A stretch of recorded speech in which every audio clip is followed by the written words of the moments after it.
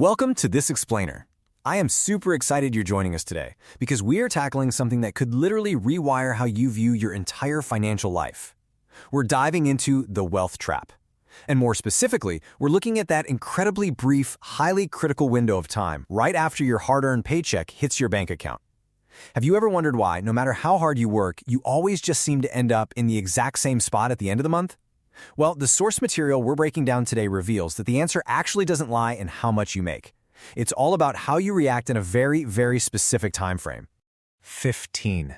That is exactly how many seconds your brain takes to make a terrible financial decision once that money hits your bank account. Just 15 seconds.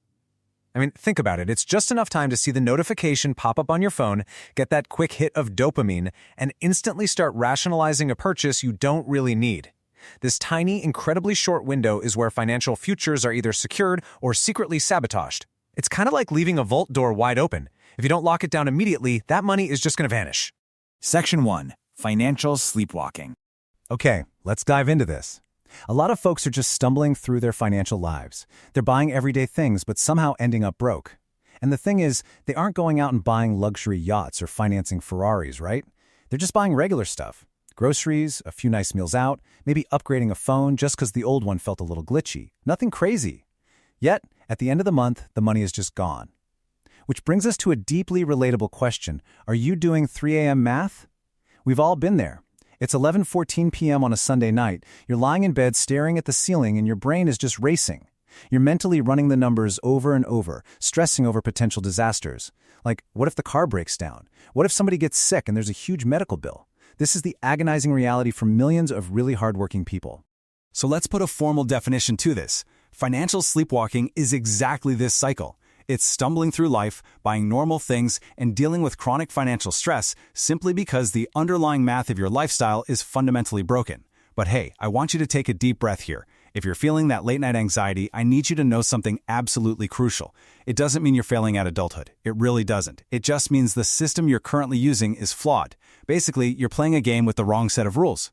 Section 2. The gift trap. Now, what's really interesting here is the ultimate mindset shift we need to make. This is the core wealth trap that keeps hardworking people stuck in an endless loop. Think about the stark difference between treating your paycheck like a surprise birthday gift versus treating it as a strategic tool. With the birthday gift mindset, you get all excited when payday hits. You feel this intense urge to go treat yourself because, hey, you worked hard for 2 weeks. But the flip side is, you spend the next 13 days obsessively checking your bank balance, praying you don't go into the red. On the other hand, the wealthy mindset views a paycheck as a strategic tool. It's your future financial freedom, literally chopped up into monthly installments.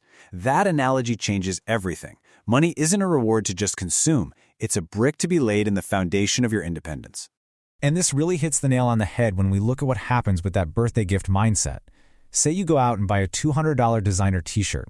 The sources bluntly describe this as buying an appearance prison, because when you drop that kind of cash just for a logo on your chest, you aren't really buying fashion or utility. You're buying a cage. You are actively trapping yourself in a cycle of trying to look successful to people who, quite frankly, don't actually care about you. It's an illusion of wealth that actively stops you from building actual wealth. Section 3. The new car robbery. So let's look at the brutal math of consumer debt. And we really need to target the widely accepted norm of financing a brand new vehicle. This is huge. It's one of the biggest hurdles to your financial growth. The contrast is just staggering. Think about a $700 monthly car payment for a depreciating truck or SUV. Society tells us this is totally normal, but while it's just transportation to you, to the bank, it's a beautiful, incredibly profitable business model. Now imagine taking that exact same $700 a month and just investing it in a simple index fund, earning an average of 8% over 40 years. It grows to over $2.5 million. $2.5 million. So to put that into perspective, that car payment isn't just a monthly bill. It is a massive concrete wall blocking your path to millionaire status. There's this quote from the text that is just perfect. That new car smell is a $1 million robbery of your future self. When you take on that kind of depreciating debt, you aren't just buying a car. You're essentially signing a 30-year employment contract. You are legally binding yourself to stay in a job you might absolutely hate just to make sure you can cover those payments every month. You're trading decades of your future freedom for a piece of metal that drops in value literally the second you drive it off the lot. Section 4. The 15-second routine. So the crucial point is, how do we fix this?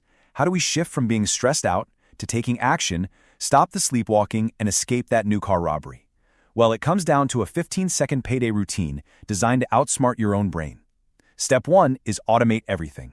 You need a system that removes human emotion and laziness from the equation entirely. The second the money hits your account, it needs to automatically route to your investments and savings before you even log in to look at it. Step 2 is build the $10,000 fortress. And step 3 is kill the open tabs, which means aggressively paying down your debt using the snowball or avalanche method. Let's zero in on that $10,000 fortress for a second. Because this isn't just financial advice, folks. This is a massive psychological game changer. Having 10 grand in cash reserves takes something like a blown transmission or a busted water heater and turns it from a life-ruining catastrophe into a mild annoyance. The research literally shows that having this cash lowers your daily cortisol levels. You're less stressed. And as for killing those open tabs, closing out debt accounts actually quiets your brain. Our brains absolutely hate open loops. By shutting down those debts, you are buying peace of mind. Section 5. The power of saying no.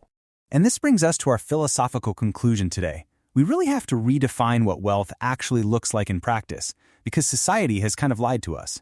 The ultimate truth from our sources is this. You basically have to choose between looking wealthy and actually being wealthy. Looking wealthy is the shiny chrome on the truck, the designer logos, the constant outward display of stuff. But being wealthy, that's entirely invisible. It is having optionality. It's the power to say no. And the hard truth is, for the vast majority of us, you simply cannot do both. Every single dollar you spend trying to look wealthy is a dollar subtracted from actually being wealthy. Real wealth is not about accumulating shiny objects. Real wealth is optionality. As the definition goes, it's the true purpose of money. It's the ultimate freedom and power to say no to a bad boss, no to a toxic living situation, or no to a project that just doesn't serve you anymore. Remember, your paycheck is not a birthday gift. It's an exit strategy. It is your primary tool for buying future freedom. It's the raw material you use to build a life where you actually get to call the shots. So as we wrap up this explainer, I want to leave you with one final provocative question. When you look back 10 years from today, when you reflect on how you handled those 15 seconds after every single payday, are you going to thank yourself for the freedom you built, or are you going to be filled with regrets over the stuff you bought?